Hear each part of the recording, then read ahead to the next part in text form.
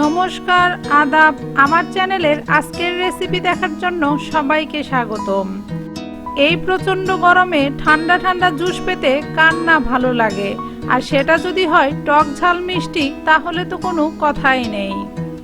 আজকে আপনাদের সাথে শেয়ার করব কাঁচা আম সিদ্ধ করে জুস তৈরির রেসিপিটা। আশা করি রেসিপিটা আপনাদের অনেক ভালো লাগবে। ভালো লাগলে ভিডিওতে একটা লাইক দিয়ে যাবেন। চলুন তাহলে কথা না বাড়িয়ে রেসিপিটা শুরু করা যাক।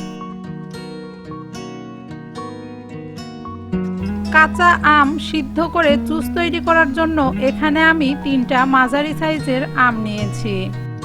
আমগুলো এবারে কেটে নিব। আমগুলো কেটে নেওয়া হয়ে গিয়েছে। আমগুলো দেখে আপনাদের পাকা মনে হতে পারে, তবে এগুলো কিন্তু পাকা আম না। আমগুলো কিনে আনার পরে কিছুদিন ঘরে ছিল, তাই হালকা হলদেটে ভাব ধরেছে।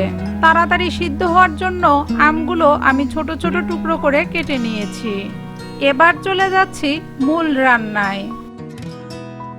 আমগুলো সিদ্ধ করার জন্য চুলায় একটা প্যান বসিয়ে দিয়ে এবার আমগুলো দিয়ে দিচ্ছি।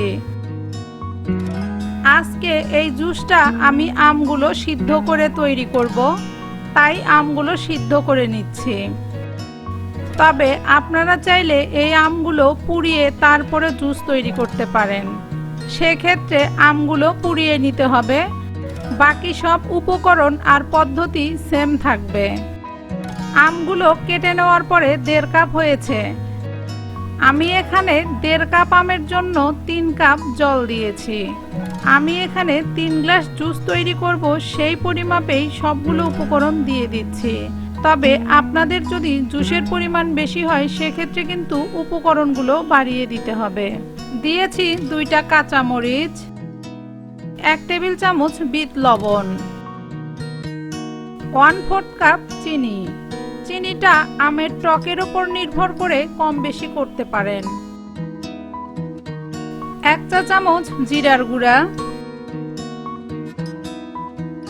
1 চা চামচ গোলমরিচ গুঁড়া, 1/2 চা চামচ এরকম লবণ। বিট লবণের জন্য লবণের পরিমাণটা কমিয়ে দিয়েছি। বিট লবণ না দিলে সেক্ষেত্রে লবণের পরিমাণটা বাড়িয়ে দিতে হবে। একটা ঢাকনা দিয়ে ঢেকে দিয়ে চুলার আঁচটা মিডিয়াম টু লোতে রেখে আমগুলো এবার 5 থেকে 6 মিনিট সিদ্ধ করে নিব।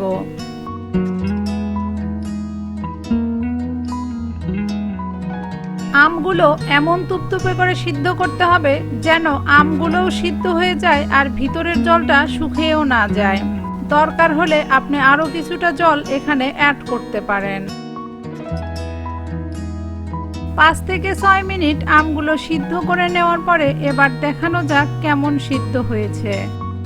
দেখতেই পাচ্ছেন আমগুলো সুন্দর তুপতুপে সিদ্ধ হয়েছে, আর ভিতরের জলগুলো কিন্তু শুকায়ও যায়নি। চুলার জালটা বন্ধ করে দিয়ে একটা পাত্রে এই মিশ্রণটা ঢেলে ঠান্ডা হওয়ার জন্য এক সাইডে রেখে দিব। মিশ্রণটা পুরোপুরি ঠান্ডা হয়ে গিয়েছে। এবার ব্লেন্ড করার জন্য ব্লেন্ডারে দিয়ে দিলাম। দিয়ে দিচ্ছি কিছু ধনিয়া পাতা, তবে ধনিয়া পাতার পরিবর্তে পুদিনা পাতাও দিতে পারেন। সাথে কিছু বরফের টুকরাও দিয়ে দিলাম। এবার ব্লেন্ডারের ঢাকনা দিয়ে ব্লেন্ড করার পালা। তবে আপনারা এখানে যে কোনো হ্যান্ড ব্লেন্ডারও ইউজ করতে পারেন। সবকিছু একদম ভালোভাবে মিহি করে ব্লেন্ড করে নিতে হবে। আমগুলো ভালোভাবে সিদ্ধ করে নিলে কিন্তু ব্লেন্ড করতে বেশি সময় লাগে না। আমার ব্লেন্ড করা হয়ে গিয়েছে। আশা করি দেখে বুঝতে পেরেছেন আমার জুসটা কেমন ঘনত্বে তৈরি করেছি। খুব বেশি ঘন অথবা খুব বেশি পাতলা কিন্তু করিনি। তৈরি হয়ে গেল আজকের রেসিপি সিদ্ধ আমের টক ঝাল মিষ্টি জুস।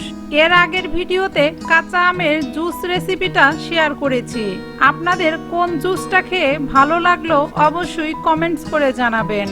আপনাদের প্রতিটা লাইক ও কমেন্টস কিন্তু আমাকে অনেক উৎসাহ দেয়।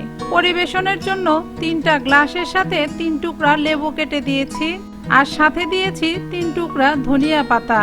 তাতে কিন্তু দেখতে ভালো লাগে। আমার রেসিপি যদি আপনাদের ভালো লাগে, চ্যানেলটি সাবস্ক্রাইব করে পাশে থাকা বেল বাটনটি ক্লিক করে রাখবেন। আজকে এখানেই শেষ করছি। ধন্যবাদ সবাইকে।